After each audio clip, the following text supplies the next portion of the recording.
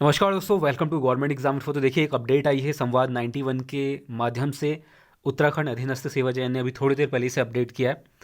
Important है आप सभी के लिए।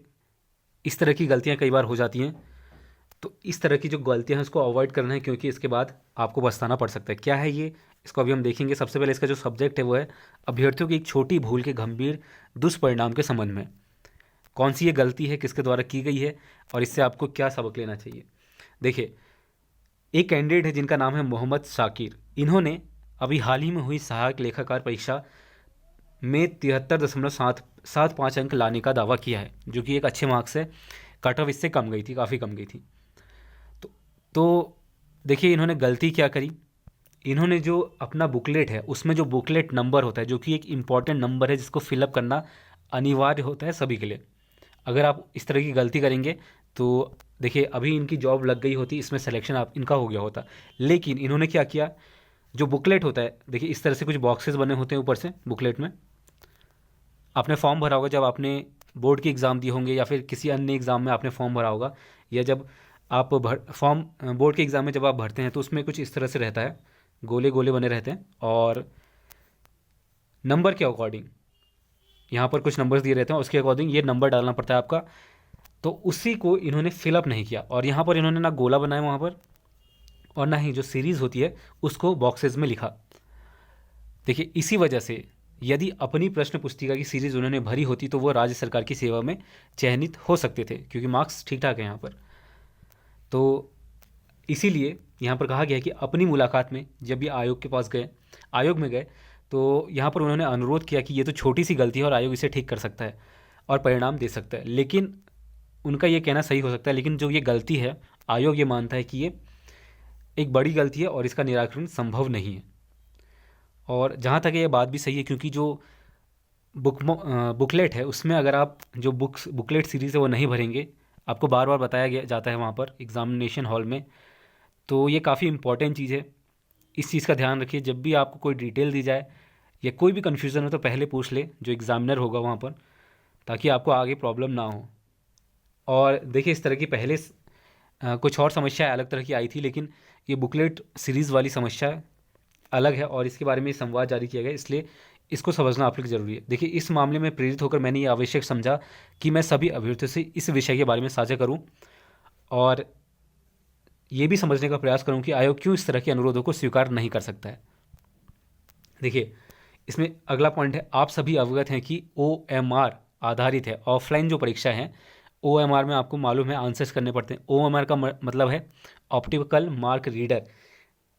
ये जो मशीन है इसमें बाद में चेक किया जाता है। तो OMR सीट पर प्रश्नोत्तर या अन्य सूचना भरने के लिए बनाते हैं, और उसे OMR स्कैनर स्कैन करता है या पढ़ता है, और उसके हिसाब से कंप्यूटर में OMR सीट का स्वतः मूल्यांकन हो जाता है। तो जो ये सिस्टम है पूरा इस तरह से वर्क करता है। ये ऑफलाइन वालों के लिए।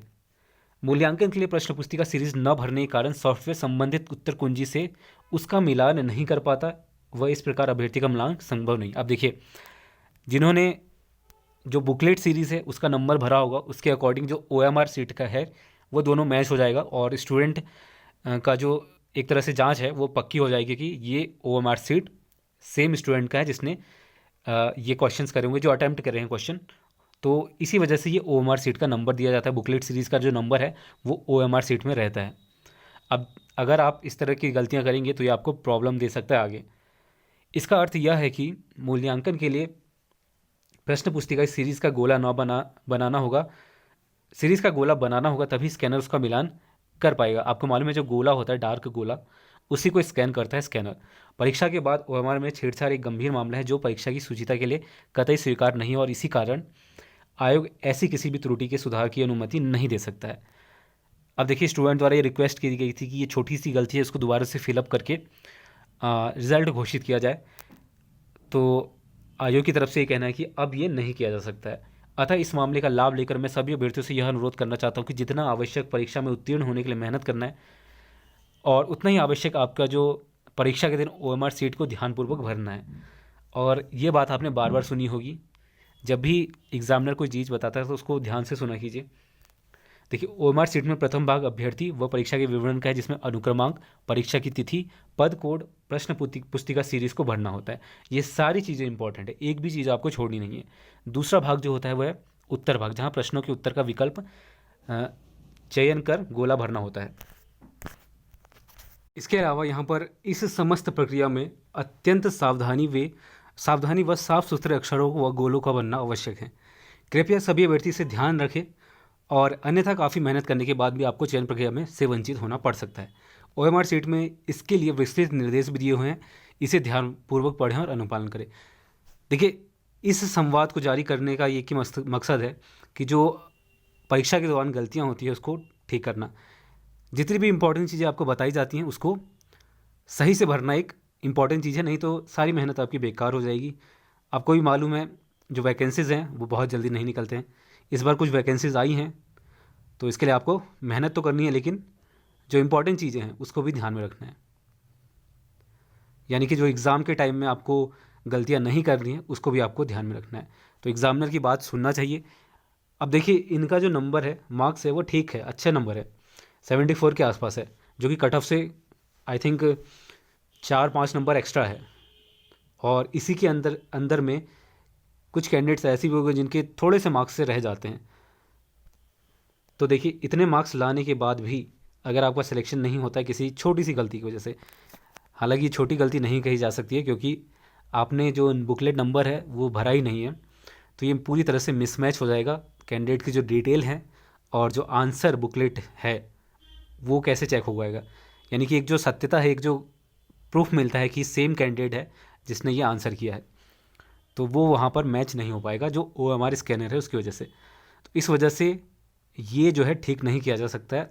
यानी कि जो मोहम्मद साकिर कैंडिडेट हैं सहायक लेखाकार के, तो इसका मकसद एक ही है कि आप इन चीज़ों का ध्यान रखें। तो ये थी अपडेट एक, इसलिए मैंने ये वीडियो भी बनाया, संवाद 91। इस तरह की जो गलतियां आपको नहीं करना है। देखिए, कुछ एग्ज़ाम तो ऑनलाइन होते हैं और कुछ एग्ज़ाम आपके ऑफलाइन भी है। Online exam I think 2 exam ऐसे हैं जो ऑनलाइन होंगे, बाकी सारे आपके एग्ज़ाम जो अप्रैल मई में होने वाले एग्ज़ाम है उसमें 2 एग्ज़ाम ऐसे हैं जो आपके ऑनलाइन होंगे। जब आपने जो आपका आया था कैलेंडर इस साल का, उसमें आपने देखा होगा 2 एग्ज़ाम, आई थिंक मुझे याद नहीं आ रहा है, लेकिन 2 एग्ज़ाम आपके ऑनलाइन हैं और बाकी सारे एग्ज़ाम आपके ऑफलाइन हैं। जैसे बड़ी संख्या वाले जो एग्ज़ाम हैं वो आपके ऑफलाइन होंगे, जैसे कि LT वगैरह के आई थिंक जो एग्ज़ाम है वो ऑफलाइन होंगे। ठीक, तो बस यही थी अपडेट, और इस तरह के सभी अपडेट्स प्राप्त करने के लिए चैनल को सब्सक्राइब कर ले और बेल आइकन को प्रेस करके रखें, और ऑल का जो सेक्शन है उसे दबा के रखें। कई बार कमेंट में कहा जाता है कि आपको नोटिफिकेशन नहीं मिल रहा है, तो जो ऑल का सेक्शन है उसे प्रेस करके रखें, तो आपको सारे अपडेट्स जो हैं वो समय समय पर मिलेंगे। तो बस आज के लिए इतना ही, तब तक के लिए धन्यवाद, मिलते हैं आपसे अगले वीडियो में।